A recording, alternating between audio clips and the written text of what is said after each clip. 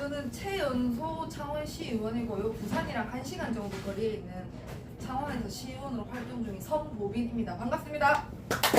사실 제가 초등학교, 중학교, 고등학교는 싹 다 우리 동네 창원에서 나왔는데 대학교를 부산으로 유학을 오는 바람에 부산에서 이제 제가 동아대학교, 또 대학원은 부산대학교 진학을 하는 바람에 좁게 부산에 있었습니다. 그래서 저의 제2의 고향이라고 말씀드릴 수 있어요. 마음 한켠에 제 20대를 다 보냈기 때문에 마음 한켠에 늘 향수가 자리 잡고 있습니다. 그래서 오늘 오랜만에 부산에 오게 돼가지고 옛날 대학 시절 생각도 나고 또 이렇게 소중한 기회 주신 우리 최태환 노무사님하고 우리 자유시민연합 여러분들 너무 감사드립니다. 아마 노무사님께서 나가 제일 어려갖고 내를 좀 초청해 주신 것도 있지만 제가 이 시의원이 되기까지 7년을 준비했습니다. 회사 취업 준비하듯이 준비해가지고 왔는데 사실은 노력을 해야 또 운이 따라준다고 생각합니다. 아무것도 안 하고 있는데 공천을 준다든지 기회를 준다든지 이런 일은 극히 드물 거라고 생각합니다. 제가 사실은 7년을 준비하면서 이 시의원, 지방의원의 꿈을 꾸고 준비를 하면서 사실 부산에 제가 동아대학교가 사구에 있거든요. 사구의 구의원으로 사실 도전을 했었다가 26살 때 도전을 했다가 공천 못 받고 또 그 뒤에 또 도전했는데 또 공천은 못 받고 세 번째 3세판이란 말이 있잖아요. 우리나라 사람들 흔히 말하는 세 번은 해봐야 된다고 3세판이라고 딱 세 번째 공천 신청을 했는데 드디어 받았습니다. 공천장을. 왜냐면 이게 국민의힘이든 민주당이든 공천장을 받아야지 나갈 수 있거든요. 물론 무소속으로 나갈 수 있지만 사실 저는 제 개인적인 생각으로 무소속은 자살골이라 생각해요. 세 번째는 창원에서 받았어요? 예. 그러니까 2번 정도 부산에서 내를 공천을 안 줘갖고 아이고 고향으로 돌아가서 한번 도전해봐야 되겠다는데 한 방에 강기훈 창원 성산구 국회의원이셨던 강기훈 국회의원님께서 저를 발탁해 주셔갖고 제가 이렇게 공천장을 받고 뛰게 됐는데 공천장 받았다 해갖고 또 쉽게 되는 게 아니었어요. 제가 절대 순탄하게 정치활동을 한 적이 단 한 번도 없거든요. 창원 성산구는 원영길 아시지? 국회의원 노회찬 지금은 돌아가셨지만은 그 노동운동의 완전 최고 영웅인 노회찬 그리고 여영국 국회의원 정의당 당대표였잖아요. 그런 지역입니다. 우리 동네가 싹 다 노조가 자리 잡고 있고 저조차도 제가 노동자의 딸입니다. 아버지가 노조 출신이고 왜냐면 창원은 계획도시이기 때문에 1974년도에 박정희 대통령께서 계획도시로 제조업의 메카로 이 도시를 만든 곳이기 때문에 노동조합이 강할 수밖에 없습니다. 저희 집 앞에 우리 동네 원영기 국회의원, 노회찬 국회의원, 여영국 정의당 당대표 다 살고 계셨습니다.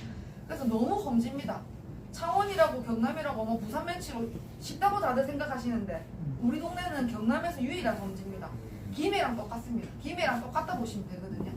그래서 그런 험지에서 제가 정의당 노조 후보랑 저랑 붙어갖고 제가 343표 차이로 1% 차이로 노조 후보를 정의당 후보를 누르고 제가 당선되었고 저는 그래서 정말 힘들게 됐기 때문에 매일매일이 간절합니다. 시의원 됐다 해갖고 나 어린데 뭐 열심히 안 하겠지 대충 하겠지 보통 이렇게 생각하시잖아요. 왜냐면 우리 나이 어린 젊은 청년 시의원들은 경험이 많이 없기 때문에 누구가 뭘 알겠노 하면서 생각하실 텐데 저는 아직도 아침에 자다 일어나고 눈을 뜨면 천장을 보면 당선된 믿기지가 않아요. 아직까지도 3년 6개월이나 지났는데도 실감이 안 납니다. 그래서 뭔가 어렵게 시의원이 되고 쟁취를 하다 보니까 매일매일 진짜 목숨같이 밤낮 가리지 않고 일하고 있습니다. 최근에 우리 동상아파트라는 아파트에서 저녁에 탄력봉이 있거든요. 그 차 대지 말라고 주황색깔 안전봉이 있는데 그게 걷다 차를 대고 하니까 오사집군 거예요. 그래갖고 그 나사가 튀어나왔고 나사에 걸려갖고 우리 주민분들이 넘어지갖고 팔을 다쳐서 병원에 실려갔습니다. 근데 그게 저한테 밤에 8시에 연락이 왔어요. 제가 8시에 집에서 밥 먹다가 바로 나갔습니다. 막 씻지도 않고 바로 나갔습니다. 나가서 그 현장을 보고 이 나사가 문제니까 그 다음 아침에 제가 탄력봉을 새 걸로 다 교체를 했습니다. 저는 밤이든 낮이든 새벽이든 전화를 단락했습니다. 나의 무기, 이 젊은 의원의 무기는 빠릿빠릿한 체력이기 때문에 넬로 갔다가 10% 말시키고 많이 이용해라 했습니다. 그러려고 내를 뽑은 거니까요. 그래서 저는 밤이든 새벽이든 나갑니다. 그래서 그런 헝거리 정치인으로 지금 의정 활동을 하고 있고요. 제가 사실은 여기 오려고 강의 자료를 한 300페이지를 제가 직접 PPT로 만들어갖고 출력을 해와야 되는데 집에 프린터기가 없어갖고 의회 가갖고 하려니까 의회 공무원분들이 싹 다 밖에 출장을 나가 계신 거예요. 왜냐면 오늘 결혼식이 많으니까 뭐 축하기도 설치해야 되고 그래서 제가 출력을 해갖고 다 선물을 드리고 싶었는데 이게 제가 모든 간절한 이야기가 다 적혀 있습니다. 그래서 혹시나 이제 6월 3일 제9회 전국 동시 지방선거 때 지금 시의원으로 또 구의원으로 도전하고 싶으신 분들 있으면 저의 이 자그마한 노하우라도 좀 선물을 드리고 싶어서 제가 오게 됐고요. 오, 네. 제가 그 26살 때 2018년도에 그 취업 대신에 시집 가는 거 대신에 이 정치 영역을 왜 선택했냐면 제가 출마 배경이 있습니다. 저는 보통 젊은 사람이 정치에 도전한다, 관심 가진다, 출마한다 보면 보통 어째 생각하십니까? 너가 아버지 마시노? 너가 아버지 어디 회장이가? 어디 중소기업 사장이가? 집에 돈 좀 있는 갑네? 보통 다 그런 생각하시잖아요. 저 그런 질문 진짜 많이 받아요. 우째 정치 하게 되면 우째 공천 받았노? 근데 저는 전혀 무관하고 집에 정치하는 사람, 정치 관련된 사람 단 한 분도 안 계십니다. 그냥 저희 아버지는 평범한 노동자시고 그리고 어머님도 평범한 일을 하시는 분이시고 그냥 뭐 부자도 아니고 그냥 평범한 서민의 딸입니다. 근데 제가 이 왜 정치를 하게 됐노? 원래는 저도 동아대학교 경제학과를 졸업해갖고 경제학과 가면 아버님 친구도 다 어디 가는 줄 아십니까? 은행 갈라 합니다. 금융권 들어갈라 합니다. 농협, 국민은행, 부산은행 다 들어갈라 합니다. 왜냐면 돈을 잘 버니까요. 그리고 좋은 직업이고 부모님이 어디 가서 당당하게 말할 수 있으니까. 저도 제 전문성이나 전공을 살려서 처음에 농협이랑 부산은행을 가려고 준비를 해서 시험 준비를 했는데 그래 하다가 동아대학교의 학교에 학내 비리가 터지는 바람에 제가 이제 저도 모르게 나이가 어리니까 막 들끓는 정의감이 생기는 거예요. 그러니까 내가 이 비리를 학교 안에 비리를 한번 바로 잡아보겠다 딱 마음에 생겨서 밤에 공부하러 학교 간다 책 집어 던지고 그 대작업 벽보가 있는 사람한테 연락을 했어요. 그래가지고 제가 조금 유명해졌습니다. 학교에서 학생 회장도 아닌데 아무것도 아닌데 그냥 제가 목소리 크고 앞에서 선봉장에서 막 목소리 내고 외치다 보니까 유명해졌어요. 그래서 그 당시에 빨간당 우리당 국민의힘 당시에 그때 당시에 새누리당이었거든요. 새누리당에서 알게 됐어요.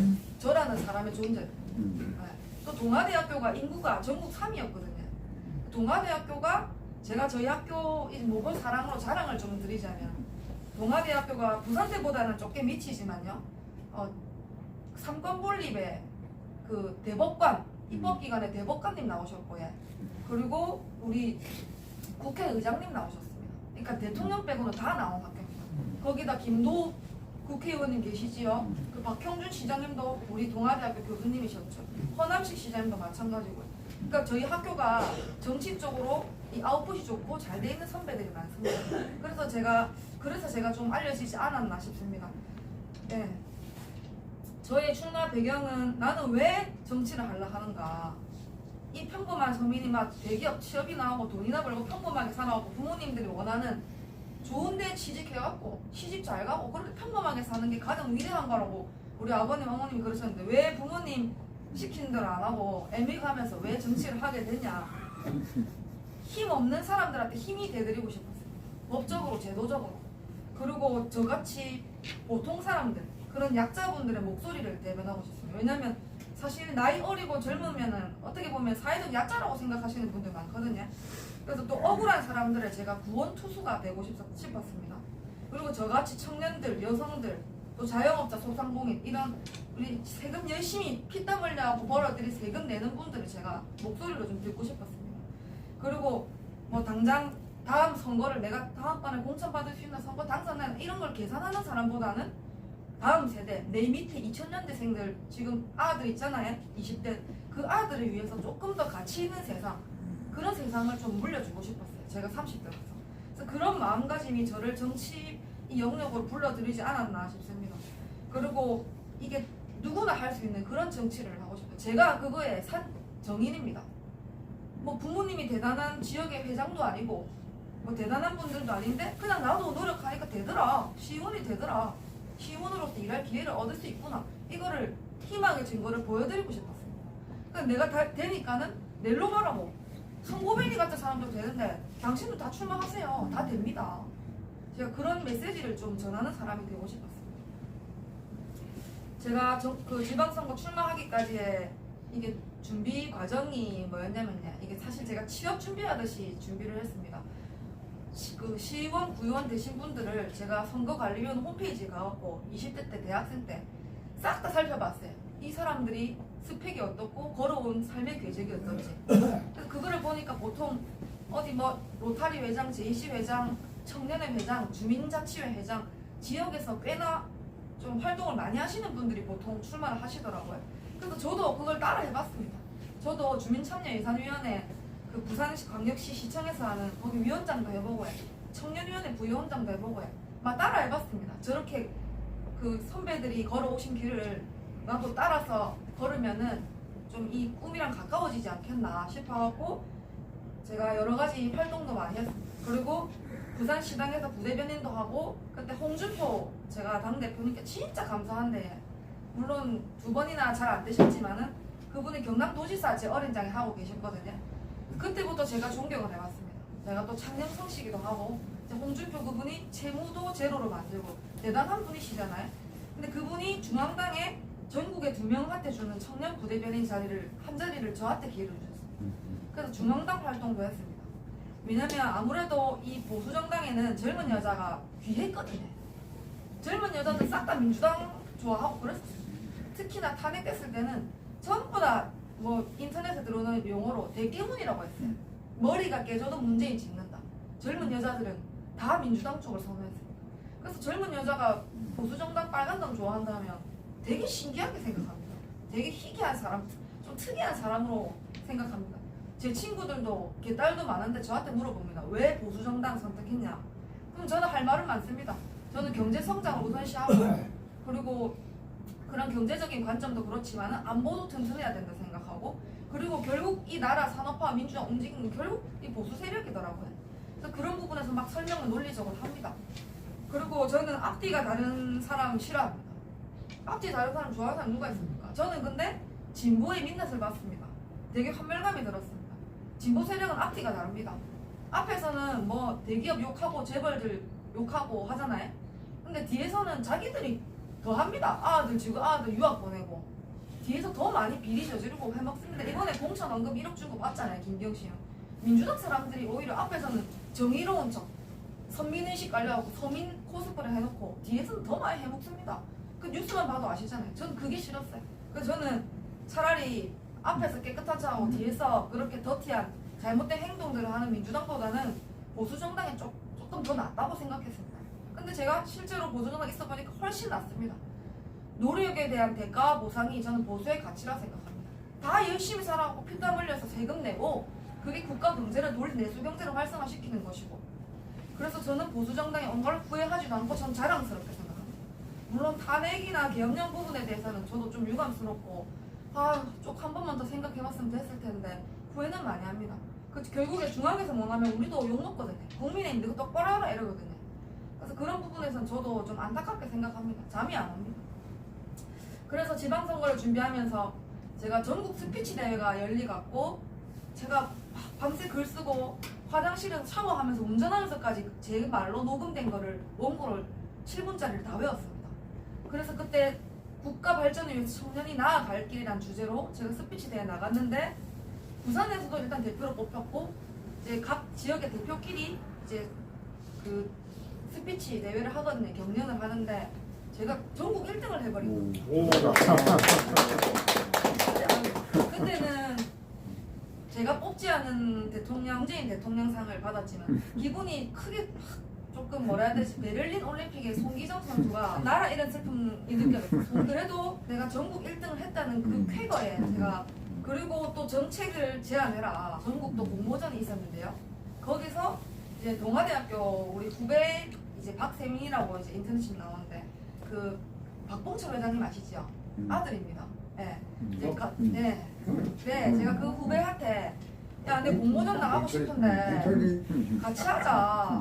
네가 내보다 나이 어리니까 더 빠릿빠릿 머리가 잘 돌아갈 거 아니고 같이 해보자 이래갖고 파트너를 해가지고 막 이제 새로운 정책을 모델을 만들어갖고 열심히 공부해가지고 제출을 했더니 또 전국 1등 상을 받았어요. 이게 자랑으로 볼 수 있지만 저는 이 과정을 준비하면서까지 정말 지방공원의 꿈을 놓지 않았습니다. 정책을 제안하는 일도 결국 시의원들, 구의원들이 하는 일이거든요. 동네 지역구 순찰해갖고 골목골목 사람들 최대한 많이 만나서 고민을 해야 됩니다. 내가 어떤 신규 사업을 하고 신규 정책을 제안해갖고 집행기관 공무원분을 설득해갖고 예산 돈을 받아와갖고 어떤 사업을 할 것인지.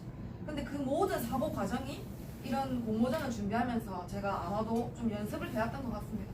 그래서 저는 시의원이 딱 당선되면 바로 일을 해야 될 거 아닙니까? 근데 그동안 7년 동안 이런 트레이닝을 단련을 해왔기 때문에 시의원 되고 나서 겁날 게 없었습니다. 제가 그동안 생각해왔던 거 정책으로 다 실현시키면 되겠구나 생각해서 오히려 파이팅 넘치게 시작을 했습니다. 처음 시의원 되면 두렵잖아요. 이거 예산서 우째보모, 이거 우짜모 쉽잖아요. 근데 저는 그동안에 연습해온 기간들이 상당히 길기 때문에 오히려 실전에 바로 투입될 수 있었기 때문에 그게 제가 좀 장점으로 아마 작용한 것 같습니다. 청년 정책 공모전에도 우리 청년들의 생각을 만들어낸 모델을 제가 또 안에 넣어두었는데 필요하시면 제가 자료를 드리겠습니다. 지방선거 출마 예정자한테 필요한 핵심 역량은 제 생각에는 말하기랑 글쓰기라 생각합니다. 이 정치는 말로 하는 직업이거든요. 또 정치는 설득의 과정이잖아요. 공무원분들 설득해갖고 예산 받아내야 되고 주민분들 설득해가지고 민원 해결해야 되고 그래서 말하기와 글쓰기 이 두 가지가 저는 정치인에게 굉장히 중요한 능력이라 생각합니다. 근데 이것도 연습하면 됩니다.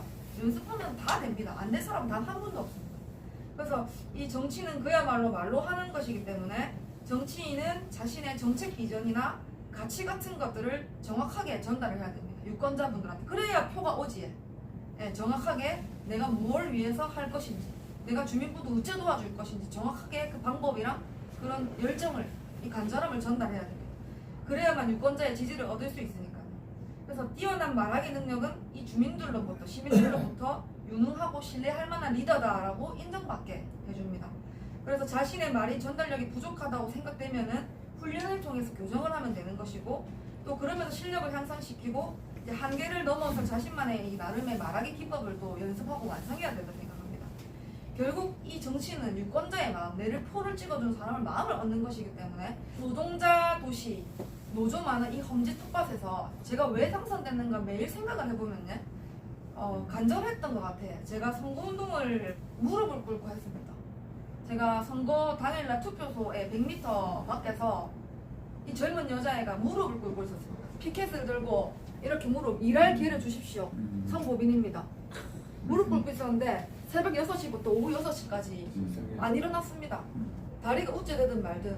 그러니까 하도 무릎을 꿇고 있으니까 맨날 사는 옷이 여기가 빵꾸가 나고 이러니까 옷값이 아깝다 보니 이거 맨날 이 드럽고 빵꾸 난다 이래가지고 그때는 제가 아대를 또 구해가지고 이제 옷이 상하면 안 되니까 그래서 서 있었습니다. 근데 마지막에 저희 어머님이 67년생이신데요. 어머님이 이제 제가 아들도 아니고 딸이잖아요. 어머님 같이 옆에서 무릎을 꿇었습니다. 제가 부모님 무릎 꿇치자고 선거한 게 아닌데 어머님이 이제 내 혼자 무릎 꿇고 있으니까 마음이 아프다 아닙니까? 부모는 자식이 그러고 있으면 마음이 너무 아프다 하시더라고요. 어머님도 나도 모르겠다. 나도 간절하다. 오늘 투표하는 날인데 딸내미 무릎 꿇고 있는 거 보고 어머님 같이 무릎 꿇었습니다. 거기 피켓에는 우리 딸아이에게도 일할 기회를 주십시오. 제가 그래서 너무 간절해갖고 무릎을 꿇어지더라고요. 네, 투표하러 투표장에 가시는데 주민분들한테 내 진짜 일하고 싶다. 무릎이 그냥 꿇혔습니다. 투표구가 여러 군데 있을 텐데. 예, 투표구가 사전투표는 한 곳밖에 없거든요. 그래서 그 한 곳에서만 예. 그래서 제가 그런 진정성을 아마 주민분들이 알아주시지 않았냐.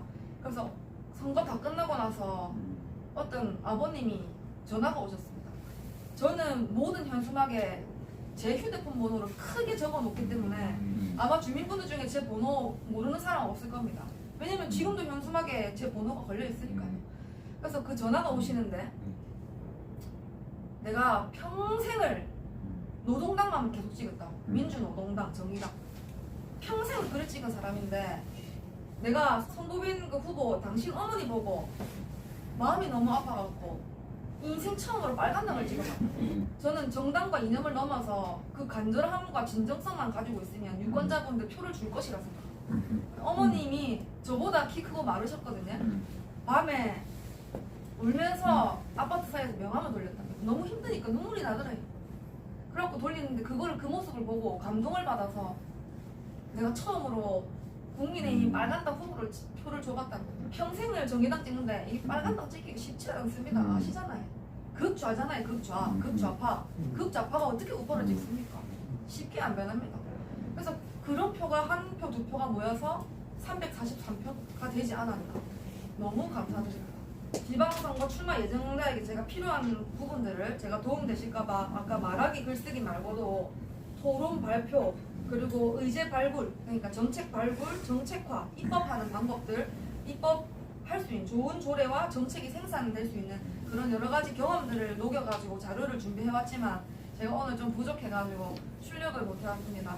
나중에 필요하시면 다 보내드리도록 하겠습니다. 그리고 제가 2015년도 지금으로부터 11년 전인데 그때 입당을 했습니다. 새누리당에. 자발적으로 입당 원서를 썼습니다. 그래서 2015년도부터 지금까지 맡은 당직만 뭐 부대변인, 뭐 중앙청년위원회 부위원장, 대학생위원회 뭐 부위원장, 대변인 이런 것들을 당직이 30여 개 이상 제가 맡아왔더라고요. 그런 정당 경력들이 또 당무 감각을 익히는데 도움이 됐습니다.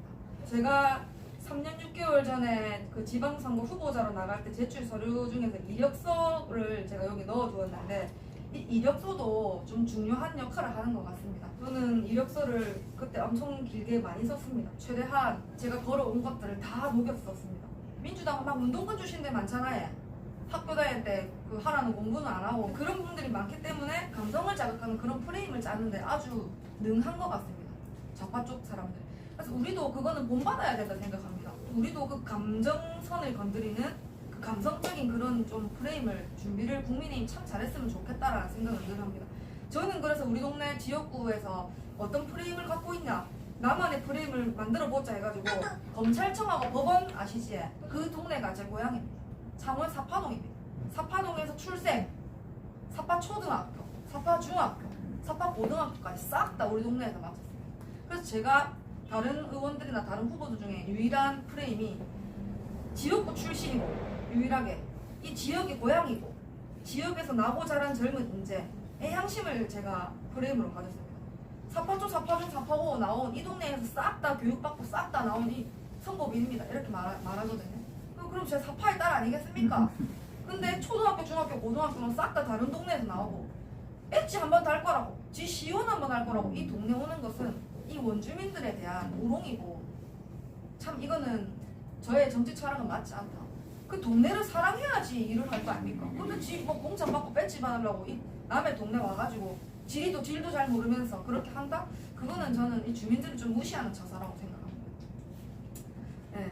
그리고 딱 한 번만 일할 기회를 달라 했던 그런 강한 의지와 절실함 그냥 계속 저는 진정성, 간절함, 절실함 이 마인드 가지고 계속 활동하고 있습니다. 의원 됐다 해가지고 아 인자 좀 편하게 하면 되겠지 이런 생각 단 한 번도 안 해봤어요. 그러면 표는 양심적이기 때문에 조금 설렁설렁하면 표 바로 달아납니다. 그래서 누군가 다 지켜보고 있다 생각합니다. 그게 누굽니까? 지역 주민 아니겠습니까? 지역 주민분들이 내가 500원짜리 오뎅을 먹어도 삿바시장에서 먹는 상남시장에서 먹는데 다 봅니다. 알고 있습니다. 그래서 저는 뭐 하나 신발끈 하나 뭐 한다 해도 무조건 우리 동네 갑니다. 우리 시청 근처에 가도 되는데 난 차 타고 우리 동네 갑니다. 저는 그게 이 우리 동네 지역을 사랑하는 마음에서부터 시작한다고 생각합니다. 그래서 제가 선거 공보물 할 때도 창원의 젊은 목소리 준비된 청년 시의원이라고 슬로건을 했는데 그때 당시에 제가 창원 특례시가 마창진 통합됐습니다. 아버님 마산하고 창원하고 진해가 내 대학교 갈 때 2010년도에 통합이 돼가지고 창원 특례시가 됐습니다. 그래서 마산, 창원, 진해 의원들 싹 다 합치면 총 45명 있습니다. 45명 있고 거의 부산 시의회랑 비슷한 규모입니다. 그리고 재정도 4조 한 7천억 원 정도 됩니다. 그래서 제가 그때 당시 최연소 후보자였기 때문에 창원의 젊은 목소리라고 썼고 준비된 청년 시의원이라는 말도 7년 동안 시의원 이거 도전하기 위해서 열심히 공부하고 달려왔다 이런 것들로 제가 슬로건을 만든 것 같습니다. 아마 제가 나아가 제일 어린 후보가 아니었다면 아마 이런 문구보다 다른 문구를 썼을 것 같다 이런 생각이 듭니다. 제가 왜 343표 차이로 됐냐면요. 우리도 기호가 있거든요. 제가 총 3인 선거구예요. 우리가 인구가 7만 1000명 정도 돼가지고 시의원을 3명 뽑습니다. 3명 뽑는데 그동안 10몇 년 동안 국민의힘 하나 한 분, 민주당 한 분, 정의당 한 분, 항시 이렇게 되어왔어요. 3명이. 근데 제가 정의당 후보로 누르고 됐기 때문에 민주당 한 분, 국민의힘 두 분, 제가 의석수를 한 개 추가를 해드렸습니다. 근데 이게 우리도 2-가번이 있고 2-나번이 있거든요. 공천이 제가 봤을 때는 제일 중요한 것 같습니다. 7할 8할 같습니다. 근데 제가 그 쉬운 번호 가번이 아니고 나번을 받았습니다. 그래서 결코 쉽게 된 게 아니라는 거를 말씀드리고 싶습니다. 제가 고등학교까지는 이 우리 동네 사파동에서 마쳤는데 부산에서 대학생활 하다 갔는데 뭘 알겠습니까? 우리 동네도 많이 변했더라고요. 그리고 지역 활동을 제가 안 했잖아요. 사파동에서 주민자치회도 하고 뭐 봉사활동도 해야 되는데 안 하고 가다 보니까 그냥 친구 어머니 아버님 빼고는 아무도 모르는 거예요. 야 큰일 났다. 어째 선거하지? 내 아는 사람이 있을까? 내 인지도는 아무것도 없는데 큰일 났다. 근데 그 사파동에서 주민자치 회장하고 단체 회장을 거의 뭐 20개 가까이 되는 단체 있잖아요. 새마을회, 동장회 그 단체 회장을 하신 분이 가번을 받은 거예요. 인지도 높고 그 유명하신 분이 잘하시는 분이 가번 받으니까 야 내 축 떨어지겠다 싶은 거예요. 어느 정도냐면 주민분들이 다음 선거 나가려고 지 이름 알리려고 나왔다 이렇게 말까지 들어왔습니다. 근데 아버님 생각해보세요. 돈이 뭐 핸드폰 되는 게 아니잖아요. 선거가 공식 비용이 우리가 3천인가 4천인가 그런데 제가 대학생 할 때 모았던 적금 싹 다 깨고 주택청약도 싹 다 깨갖고 전재산을 걸었는데 지 이름 알리려고 나온 사람이 어디 있습니까? 당선되려고 나왔지 당연히. 선거를 그렇게 하는 사람이 누가 있겠습니까? 사활을 걸고 하지. 그러니까 주민분들이 그리고 공무원분들 사이에서 다음번 선거 나가려고 자기 이름 알리려고 나왔다 소문이 나는 거야. 그러니까 그게 내가 떨어진다 이 말이잖아요. 절대 안 된다. 10몇 년 동안 정의당 후보가 됐는데 저 조그만하고 인지도도 없는 저 아가 뭐 한다고 되노? 되겠나? 걱정을 한 거예요. 근데 제가 딱 붙어서 살아 돌아오니까 놀랬던 거예요. 심지어 그때 당시에 공무원 높은 분도 저한테 안 된다고 떨어진다고 이렇게 말씀하셨습니다. 근데 제가 붙었습니다. 그래서 이게 선거는 표 다 깨기 전까지는 모릅니다. 제가 1% 차이로 이길지 누가 알았겠습니까?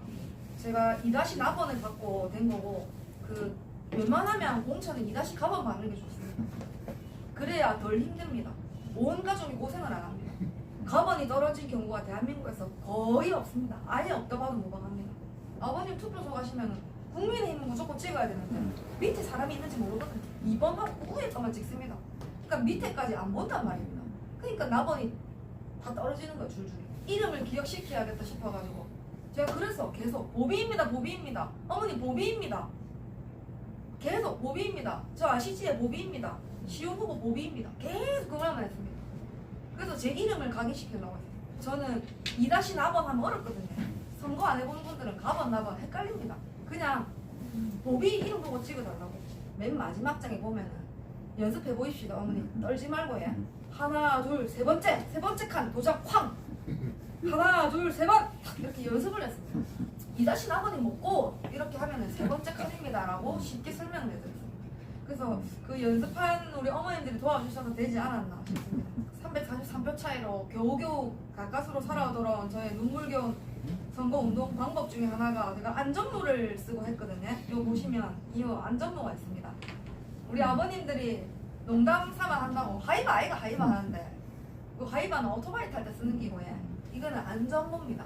그 왜 안전모를 썼냐 하면 일단 노동자 중심 도시라서 이목을 집중시키기 위해서 이 안전모를 한 개 샀습니다. 빨간색 가게 샀는데 그 또 주민분들의 재산권과 또 안전을 지키겠다 하는 뜻도 있고 그리고 노동자분들과 함께 가겠다. 노동자분들 공사장 일하실 때 안전모 필수로 써야 된다 아닙니까? 그래서 저는 이 안전모를 쓰고 있으니 사람들이 지나가다가 봅니다.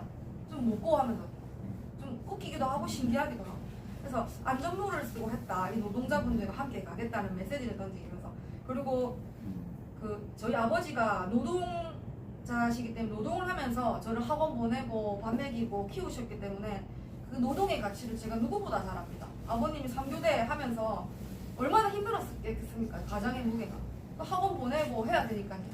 그래서 저는 그 노동에 피땀 흘려서 밤에 잠 못 자고 아버지가 번 돈의 그 노동의 가치를 너무나도 잘 아는 딸입니다. 그래서 제가 안전모를 구입한 이유도 있습니다. 그리고 퇴근길에는 유권자분들한테 큰 절을 올립니다. 그 아스팔트 땅바닥에 머리를 두아립니다.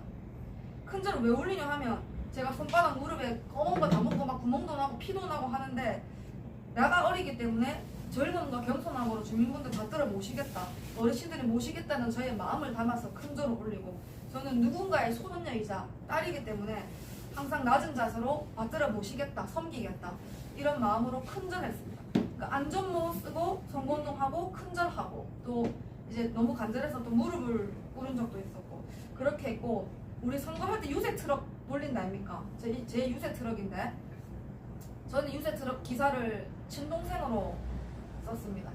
왜냐면 유세 트럭이 가장 중요합니다. 내가 명함 돌리고 저기 지상전을 할 때 맨투맨으로 사람들 만나고 명함 돌리고 있을 때 유세 트럭은 엄청 돌아다녀야 됩니다. 근데 이 유세 트럭 기사를 왜 친동생으로 했냐면, 네 하는 일도 있겠지만 내 한 달만 도와줘 동생아, 내 7년 만에 공천 받았다 아이가, 누나 돼야 될까 아이가, 도와주라.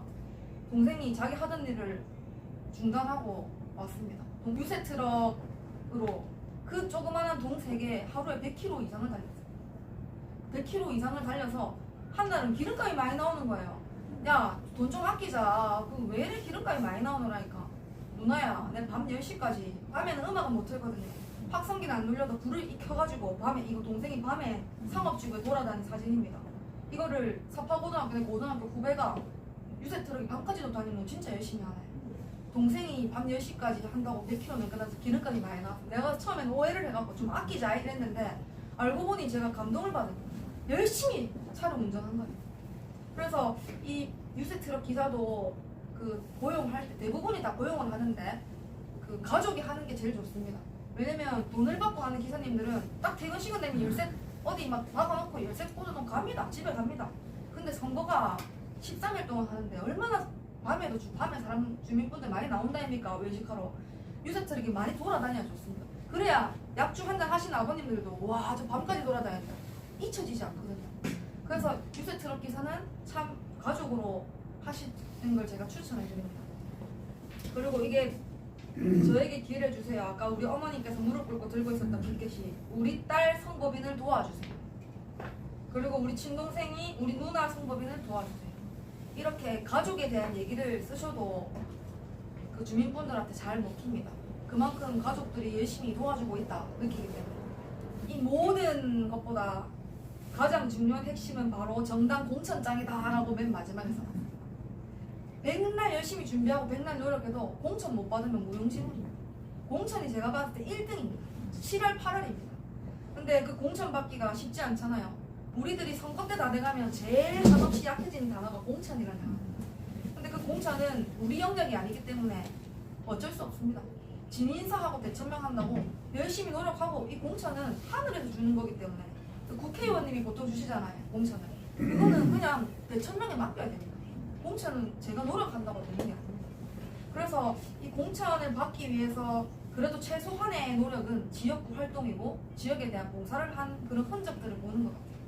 그래서 혹시나 도전하시게 된다면 지금은 이제 선거가 한 120일 정도 가량 남아서 조금 늦었다 생각할 수도 있지만, 조금 그 공천을 주시는 그분들이 뭘 필요로 하고 뭘 도와드릴 수 있는지 그런 것들을 찾아서 당 사무실에 가갖고 열심히 돕겠습니다, 열심히 하겠습니다 해서, 그런 방법도 좋은 방법인 것 같습니다. 저도 저한테 7년 만에 공천장을 주신 강기훈 국회의원님, 제가 강버지라 합니다. 강기훈 아버지. 왜냐면 우리 아버지보다 나이 많으시니까 아버님을 하는데, 그 아버지께, 강기훈 아버지께 공천 주셔서 감사하다는 말씀 드리고 싶고, 저는 지역 활동 안 했기 때문에 2-4번이라도 저는 감지덕지 너무 가문의 영광이었기 때문에 어쨌든 공천을 받는 게 가장 중요합니다. 그래서 그 지역의 국회의원분을 먼저 찾아가셔서 도움 드리겠다는 의지를 비추시는 게 가장 중요한 것 같고, 국회의원이 없는 지역이다 하면 당협위원장이라고 있거든요. 그분들이 국회의원급입니다. 그래서 그분들을 한번 먼저 컨택하셔가지고 의지를 보여주시는 게 좋을 것 같습니다. 그래도 2-4번으로 당선된 분들이 저 말고 꽤나 됩니다. 근데 이제 예를 들어 부산에서 3인 선거구인데 2-4번 받으면 당선됩니다. 왜냐면 부산이니까요. 부산은 우리를 지지해주시는 이 현명한 분들이 많으시잖아요. 그래서 2-4번 받는데 해도 좌절하지 말고 2-4번도 되니까 한번 해보자 해가지고 한번 도전해보시는 것도 좋을 것 같습니다. 4번 받았다고 상처받고 그러지 마시고요. 그리고 경선을 하게 되면 제가 알기로는 경선에 붙으면 100% 당원 투표라고 알고 있습니다. 그래서 저도 이번에 200명 가까이 우리 지역 주민들 당원을 많이 입당을 시켰습니다. 그래서 그 당원들끼리 투표하는 거니까 최대한 본인을 아는 지인들을 당원으로 많이 끄집어 넣는 게 좋습니다. 최대한. 제가 입법 성적이 이번에 이제 3년 6개월 지났으니까 이제 선거 대목이잖아요. 제가 이번에 45명 중에 종합 4위를 했는데요. 1등, 2등, 3등이 다 민주당이에요. 5등도 민주당, 제 4등이니까. 그래서 제가 국민의힘 의원 중에서는 1등, 초선 의원 중에서는 1등이라는 그 입법 성적이나 전체 의정활동 성적의 쾌거를 얻었는데 좀 이제 민주당 분들이 이제 그 상위 1% 성적을 많이 거뒀기 때문에 우리 당에서도 앞으로 이런 점들 보완해가지고 해야 되지 않겠나. 왜냐면 이게 자료가 나가면 사람들이 이거 일 안 하고 뭐 했나 이렇게 생각하신단 말이에요. 근데 이 성적이 조례라는 것이 이 지방자치단체의 작은 법률이거든요. 제가 조례를 한 22건 정도 입법을 했고 조례를 내기 위해서는 진짜 기사라든지 아니면 지역 주민들 여론을 엄청 많이 들어요. 제가 조례로 이 법 만들어 뭘 바꿨냐면요. 주민분들이 98억 지어갖고 주차장을 만들었거든요. 국비 우리 세금으로 다 한 거 아닙니까? 주차장을 원래 무료 노상 주차장이었어. 한 140년 정도. 근데 맨날 차 공짜로 되잖아요, 주민분들이. 근데 갑자기 그때 민주당 모 시장님께서 국비를 가져와갖고 100억짜리 주차장을 지은 거예요. 왜냐면 주민들 주차 더 많이 해라고. 근데 244년이 됐어요. 그럼 100대 더 될 수 있잖아요. 주민들이 막 좋아했어요. 아, 이제 여기 주차 가지고 남의 집 앞에 안 싸도 되겠다. 상인분들도 와, 이제 차 때문에 고생 안 하겠다. 차 가지고 오라고 손님들한테 알려주겠구나. 했는데 돈을 받잖아요, 주차장을 받으면. 공영 그 주차장 요금표가 있는데 부산은 좀 우리보다 비싸더라고요. 요금을 받는데 정기 주차 요금이 한 달에 5만 원입니다. 근데 그 공짜로 맨날 차 댔다고 5만 원 주차비 받는다면 사람들 좋아합니까? 안 좋아하거든요. 커피는 7,000원짜리 먹어도 주차비는 참 아깝습니다. 그게 시민들이 그렇게 많이 생각합니다. 저같이 젊은 애들도 그렇게 생각합니다. 네. 그만큼 먹고 살기 힘들다는 거야. 팍팍하다는 거죠. 근데 주차비를 5만 원 받으니까 옛날보다 주차를 안 합니다. 제가 밤에 갔는데 5대도 주차 안 했어요. 아니 실컷 건물 세워놓고 100억 들여갖고 시민 세금으로 5대도 주차 안 하면 왜 만들었냐 이거예요. 그래서 주민분들이 주차 요금을 저렴하게 인하해달라. 어떤 주민들은 그랬어요. 공짜로 전면 무료화 시켜달라. 저는 솔직히 내 마음 같아서는 전면 무료 개방하고 싶었거든요. 야간에요. 왜냐면 주간에는 거기 변호사 사무실 받으니까 돈을 우리도 벌어야 될 거 아닙니까? 세외 수입으로 주차장비를 받아야 되는데 왜냐면 시에서도 적자는 안 되니까. 근데 이미 그 주차장은 2억이 적자였어요. 그래갖고 주민분들이 우리 될 수 있도록 요금 좀 내려달라. 아니면 공짜로 되게 해주지. 근데 공무원한테 가니까 당연히 반대하지요. 아니 이렇게 되면 형평성이 어긋나다고. 창원시에 있는 모든 주차장 그러면 다 공짜로 받으면 적자 난다고, 파탄 난다고. 그 맞는 말씀이거든요. 그래서 제가 생각을 집에 가서 가만히 연구를 해봤어요. 아 이거 어쩌면 우리 동네 주차장 요금을 확 그냥 깎아버릴까 하면서 조례가 있더라고요. 조례를 제가 창원시 주차장 조례를 바꿨습니다. 어떻게 바꾸냐면 교묘하게 제가 입법을 활용을 했어요. 그 회전율, 점유율 갖고 자료를 요청을 했어요. 그럼 우리 동네 우리 주차장 3%밖에 안 돼요. 주차하는 데가 만성적자잖아요. 3% 있는 주차장, 창원시에 있는 주차장 뭐 있는지 다 가와 보세요. 그러니까 딱 2개인 거예요. 마산에 내서에 한 개, 우리 동네 한 개. 그러면 다른 주차장들 피해 안 보잖아요. 그래서 점유율이 3% 미만인데 10% 미만인 데를 요금을 확 깎아버리자 해갖고 지금 5만 원 받는 거 1만 원 받습니다. 그래서 차가 얼마 전에 그러니까 19대 정도 있던데요. 더 많이 되기 위해서는 더 깎고 싶지만 일단 공무원분들도 결사 반대를 하니까 5만 원에서 1만 원, 80%로 요금을 인하시켜요. 그래서 그런 조례로 제가 주민분들한테 또 편의를 제공할 수 있었어요. 그래서 이 법이라는 게 상당히 주민분들의 크고 작은 삶의 변화를 줄 수 있어요. 그래서 그런 조례들로 이제 입법하는 과정에서 제가 좀 높은 성적을 받았고요. 그거 말고도 그 주민분들이 밤에 요즘 건강 많이 챙기신다 아닙니까? 체조 요새 밸런스 워킹 막 뛰는 거 있거든요. 어머님들 그거 하고 싶다는 거예요. 야 성우면 내 밤에 요 너른 땅 축구센터 앞에 너른 땅에 밤에는 축구 경기 안 한다 해가 체조 좀 하게 해두라. 어째야 됩니까? 뭘 원하십니까? 그러니까는 체조 선생님을 좀 모시달래. 전문가 선생님을. 그래서 전혀 하지 않았던 신규 수업을 제가 체조 유능한 선생님을 인건비를 제가 확보를 해갖고 밤에 7시에 일주일에 3번 체조를 합니다. 와 근데 80분이나 오십니다. 이 주민분들이 이 밤에 80분 오신다는 게 쉽지 않거든요. 그래서 이런 것들도 주민분들이 내 체조하고 싶다 밤에 선생님 좀 불러놓으라 이러면 그것도 우리가 할 수 있어요. 그리고 제가 아직 미혼 시집을 못 갔는데 좋은 사람 있으면 소개해드리겠습니다. 제가 부산이 제2의 고향이기 때문에 부산 남자도 좋습니다. 부산 남자가 또 성격 좋고 그렇다 열심히 산다 아닙니까? 그래서 제가 시집을 못 가갖고 내 주변에 아직도 시집 못 가고 장가 못 간 사람 많아요. 요새는 하도 결혼을 늦게 해갖고 전신에만 아직 안 가고 있어요. 그래서 이 친구들이 결혼을 하고 싶은데 남자가 없다 여자가 없다 이래서 생각하는 거예요. 그래서 그 친구들의 결혼 안 한 미혼 남자들이 저한테 요청해 주셔갖고 제가 또 그 창원시 설렌데이 해갖고 남녀 짝지어주는 거 있잖아요. TV에 나는 솔로라고 유명한 인기 프로그램이 있는데 그걸 보고 내가 영감을 받아가지고 보통 요즘에 결혼정보 회사 부모님들이 시집 보내려면 돈 200~300만 원 넣어갖고 막 알아본다 아닙니까? 근데 우리가 하면 세금으로 하면 공짜잖아요. 그리고 우리 시청에서 하는데 검증된 사람들이 오지 않겠습니까? 장가갈 남자들, 시집갈 여자들. 그래서 지금 그게 제가 4천만 원 예산 확보해가지고 그걸 해갖고 15커플 중에 10커플이 매칭이에요. 그래서 전국의 성과가 67% 전국 지자체 이렇게 솔로들 위한 프로그램 많이 하는데 우리가 1등을 했었어요. 근데 그거를 제가 제안하고 예산도 제가 방법을 찾아서 기금을 확보해왔어요. 원래는 공무원분들 자주 하는 단골 답변이 뭐냐면 돈 없습니다. 예산 없어요. 돈 없어요. 인력이 부족합니다. 일할 사람이 없습니다. 그 새로운 일을 벌리는 거를 공무원분들은 상당히 아주 싫어합니다. 네, 왜냐면 업무 가중되니까요. 또 박봉이잖아요. 공무원분들 되게 경무에 시달리시거든요. 근데 일을 하나 추가를 새로 뭘 갖고 오면 짐이잖아요. 근데 제가 설득을 했어요. 돈은 부서에 돈은 없는 건 알고 있는데 제가 그럼 어디 좀 고민을 해갖고 공부를 해갖고 이 돈을 갖고 오는 방법을 생각해 보겠습니다 해갖고 기금이 있는데 기금이 10몇 개나 있는데 시에서 차곡차곡 몇 년마다 모으는 돈인데 기금을 5년 동안 안 쓰면 지방재정법 위반이 되는 거라. 내가 그거를 기금을 안 쓴 게 하나 있더라고요. 양성평등 기금. 그걸로 찾아왔습니다. 과장님 저 찾아왔어요. 돈 구할 수 있습니다. 우째 구합니까? 의원님이랄까. 양성평등 기금 5년 동안 안 쓰셨더라고요. 근데 사용처가 명확하고 목적이 있으면 지금 이혼 남자 여자 매칭해줘야 되니까 목적이 명확한 사업이면 쓸 수 있습니다. 이 예산 풀어주십시오. 쓰입시다. 바로 오케이. 같이 해보자 이래가지고 이혼 남녀 이렇게 이어주는 그런 프로그램을 하고 있어요. 왜냐면 요즘 결혼하기 어렵고 좋은 남자 찾기 어렵잖아요. 200~300만 원 돈 쓰고 결혼정보 해서 가서 마음에 안 든 남자 나오면 돈 땅에 내비려 뿌는 거예요. 200~300만 원이 놀이터 땅 파면 나옵니까? 그래서 그냥 우리 시에서 무료로 이런 기회들을 다양한 기회를 제공해 주겠다. 그리고 결혼정보 회사들이 TV에 나오면 되게 사기도 많고 이래요. TV 정도 보면.